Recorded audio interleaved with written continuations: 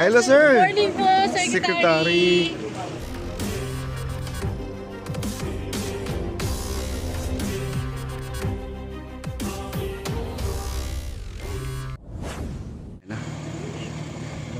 Hi, sir. Hello po. Sir Sam.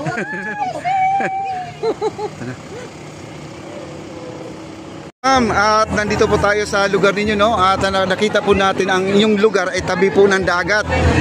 Balita ko po, kayo ay tinamaan po ng bagyong uwan po. Ano pong nangyari sa bahay ninyo? Natagalan ko ng bubong. Natagalan ng bubong? Tapos? Yan po, nabaha. Wala na kay kuryente? Wala po. Pagkain? Wala na rin po. Wala na rin. Pero tinulungan kayo ng LGU natin dito? Vacation po. Naabutan kayo ng tulong din galing dito sa mayor, ano? Maraming salamat po. Ano po ang natanggap ninyo? Ito. Opo. Yan, yung anong malaman yung mga di mo pa alam. Surprise. Okay. Ma'am, tanong ko lang po, ano po ang masasabi niyo sa ating mahal na Pangulo? Maraming salamat po. No, kasi malaking tulong talaga. Pati yung mga kids yun na nabigyan din ng pagkain na yun. Anong pagkain yung binigay sa mga bata? Jollibee. Wow naman. Salamat naman po. Malakas ang hangin. So, wala kami sa bahay ay nakasumikas kami. Pero sa pagdating namin sa yung mga gamit namin nagtumbaan sa loob. Ang daming basura sa likod ng bahay, mga namin sa paligid. Nakaputik sa putik sa loob ko. Hindi sana kami lilikas pinilit nila akong lumikas. Tapos, ayun na lang, iniwan namin yung bahay. Itong galon. May Jollibee. No, ito para pang kids, no? May grocery. Naku, ang dami pala nito, no? Kung masasabi natin sa mahal na Pangulo? Papasalamat ako sa mahal nating Pangulo sa pinagkaloob niyang mga fishing dito sa Sabangan.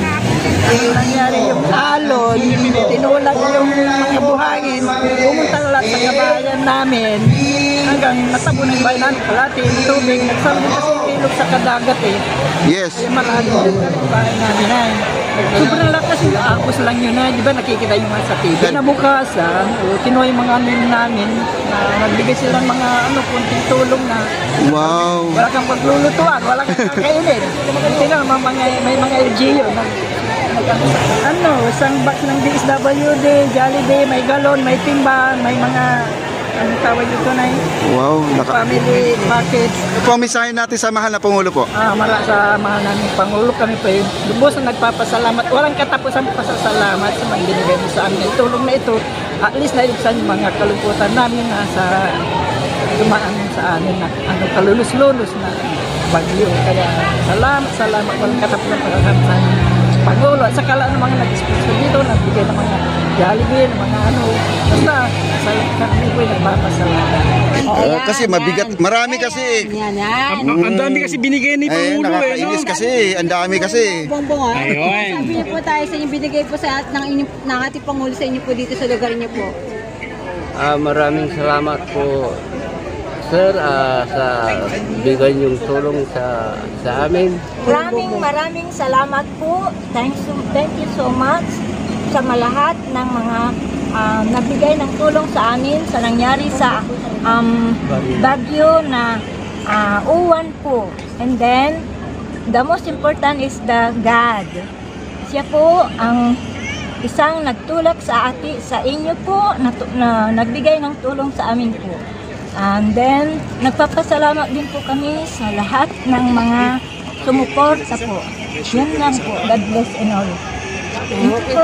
Sige na, salamat po. Salamat po na.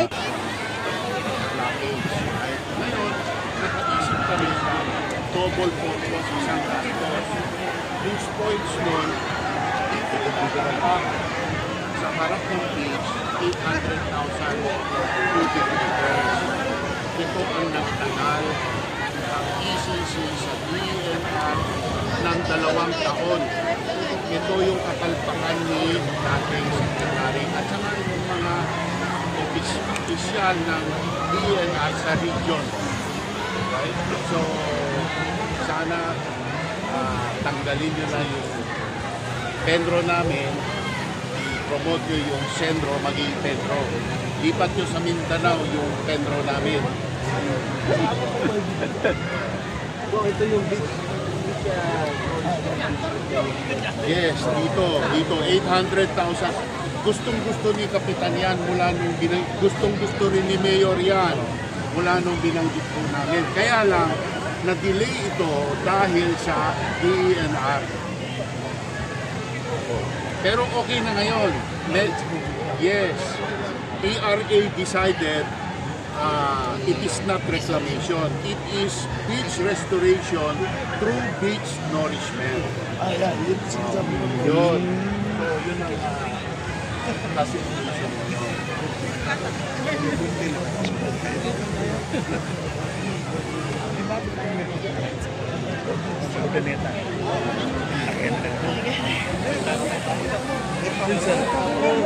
Lalagyan ko na rin ng laman.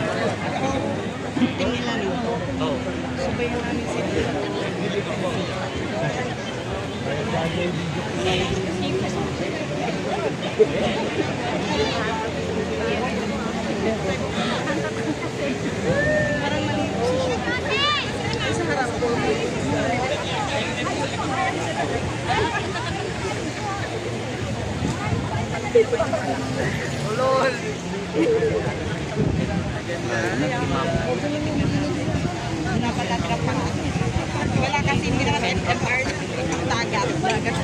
Yan ma'am sa harap. Sa harap, ma'am. Kasi tataas natin. O yung kung sa ano, yung sa southern barang.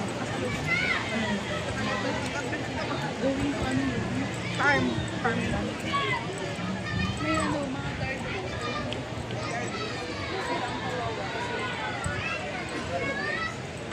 Actually, may